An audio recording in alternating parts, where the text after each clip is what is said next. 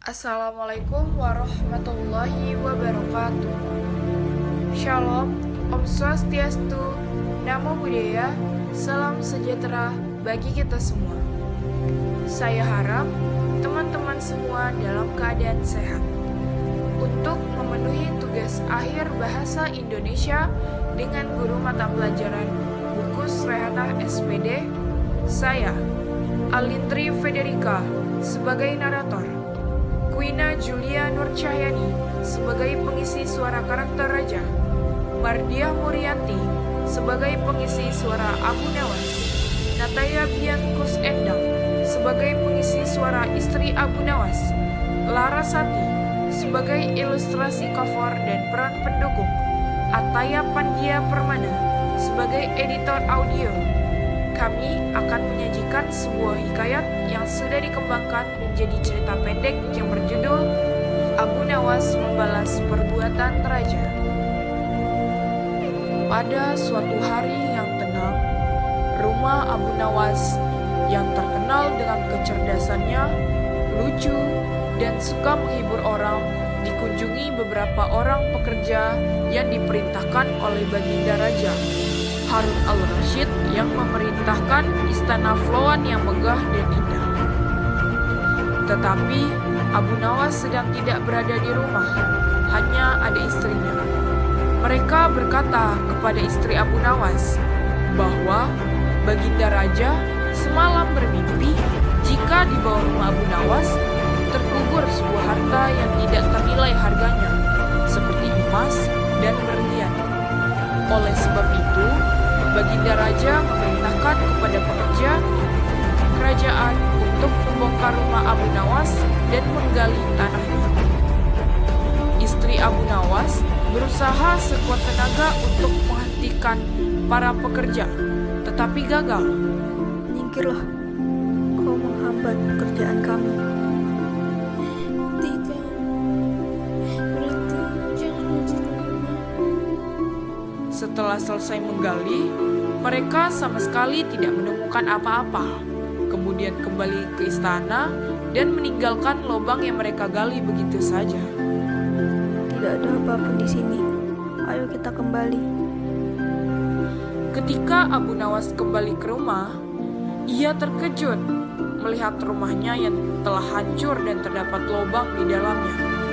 Istrinya pun menemui Abu Nawas, menghidangkan makanan, dan menceritakan apa yang telah terjadi pada rumah mereka.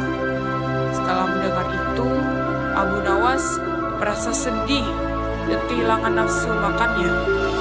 Tidak habis pikir, Baginda Raja tega memberi perintah semena-mena untuk menghancurkan rumahnya.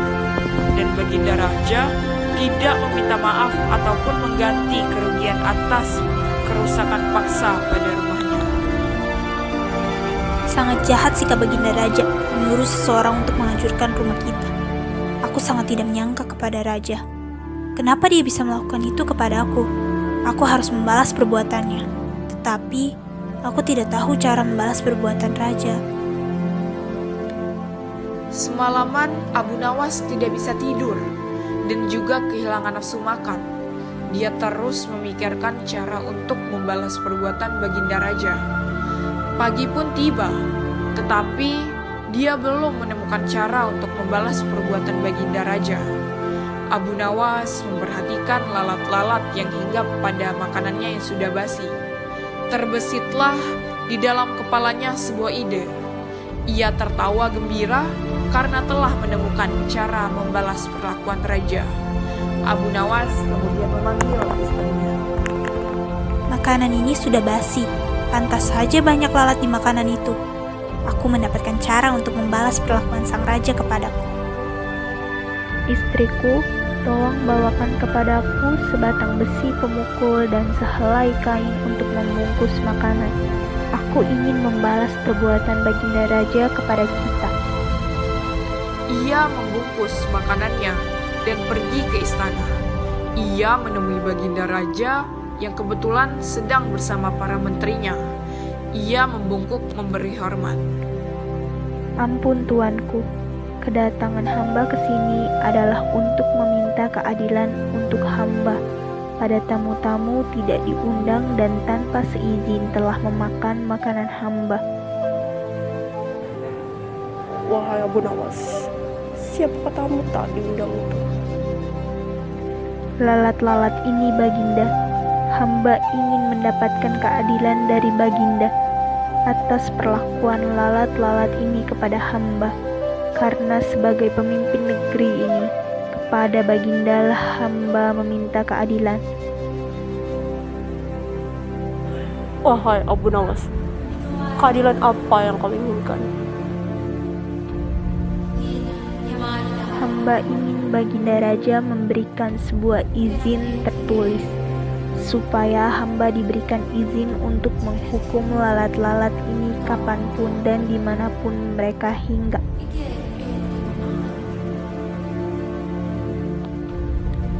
Baginda Raja merasa bingung, namun demi keadilan untuk rakyatnya, ia pun terpaksa membuat sebuah surat kuasa tentang menghukum lalat-lalat tersebut. Setelah mendapatkan surat, Abu Nawas tersenyum. Tanpa menunggu lama, ia langsung mengeluarkan tongkat pemukul, kemudian langsung memukul lalat-lalat yang hinggap di kaca, meja, sampai tempat makan Baginda Raja.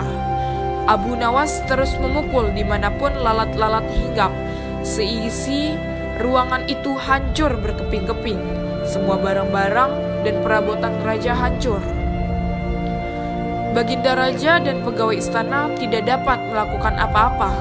Mereka hanya diam dan menyaksikan Abu Nawas menghancurkan semua benda-benda berharga di ruangan itu, karena Abu Nawas sudah mendapatkan izin tertulis dari raja. Baginda Raja sadar dan malu kepada menteri-menterinya tentang apa yang telah dilakukan kepada rumah Abu Nawas dan keluarganya, tanpa meminta maaf ataupun mengganti rugi. Setelah puas menghancurkan dan membuat berantakan seisi ruangan Baginda Raja, Abu Nawas kemudian pulang ke rumah dan menceritakan kepada istrinya apa yang telah ia lakukan kepada Baginda Raja.